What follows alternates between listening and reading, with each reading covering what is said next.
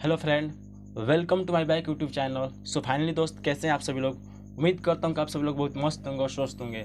मैं सुजीत कुमार आज की इस वीडियो में बात करने वाले हैं भोजपुरी के सुपरस्टार खेसारी लाल यादव के बारे में, जिनका एक ऑफिशियल टेसर आप लोगों के बीच में कल शाम को ही रिलीज कर दिया गया था हमारे यूट्यूब चैनल टी सीरीज हमार भोजपुरी के द्वारा, जिस सॉन्ग का एल्बम था आंसू गंगा जल बॉयल।